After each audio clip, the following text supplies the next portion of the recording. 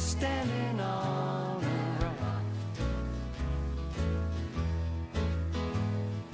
I'm standing on a rock.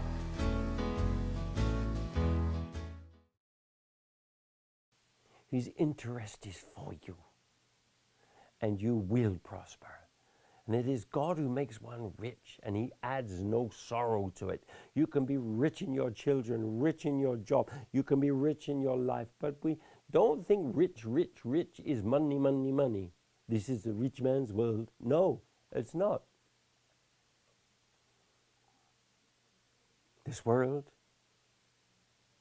when I refer to the earth, is the Lord's, and all that there is therein is His.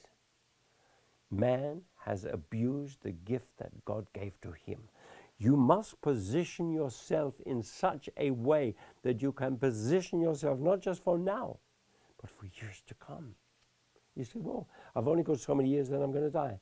Well, according to God, if you live the right life, you will be resurrected from the dead, one, and brought back. And if you are alive when He returns, which, I don't know, things are looking good, then you will have immortal life. Because in the twinkling of an eye, that carnal flesh, this meat, this stuff that runs the bones around this body, it's corruptible. When we get old, we get little blotches here and there and bits fall off, don't they? That is corruptible flesh. It dies. But it is replaced with incorruptible. There is a difference between the fleshes. But you will be around for that 1,000 years if you press in now, getting yourself organized. You want to know more? Contact us. Contact us. I'm not going to give you one of those services where you come along or you ride in and we go through all the rites here and we burn a bit of incense or we make the sign of the cross and we do all that stuff. No, I'm going to give you this book. This book is such a wealth for us. You don't repair a Merc with a BMW handbook and vice versa. You don't do that. It's not going to help you. You want the book of life. This is the book of life.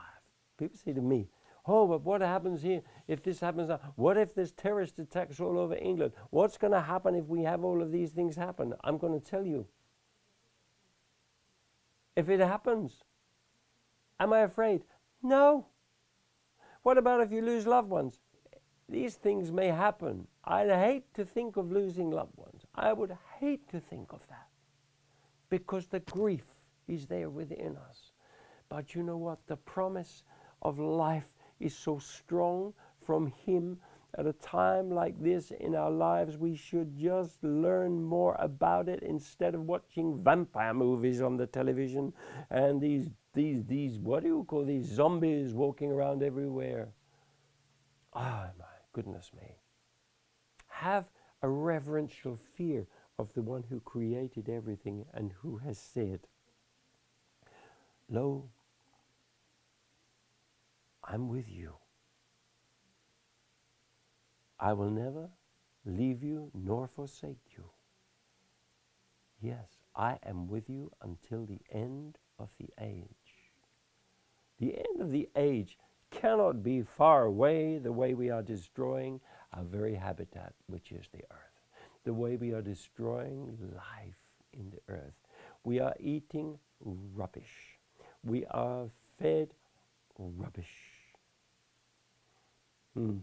Oh, well, if you eat that, you're going to get diabetes type 2, or you're going to get cancer from this, or you're going to get that from that. You probably will. Possibly will, at least, unless you change your diet.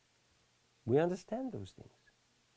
But change our lifestyle. You know what? People say, what denomination are you? I say there's no denominations in the Bible. You are either for Christ or against Him. There are no Methodists. There are no Church of England. There are no Coptics. Coptic. There are no Greek Orthodox, Russian Orthodox, Baptists. There are no Roman Catholics in the Bible. There are none of anything in the Bible. We don't have to have competitive teams for anything. This is not Premier Division. This is not League One, League Two, or whatever. We are not in competition. We follow a path of righteousness, even for his own name's sake. Yes. All who will just simply believe the teachings of Christ and his disciples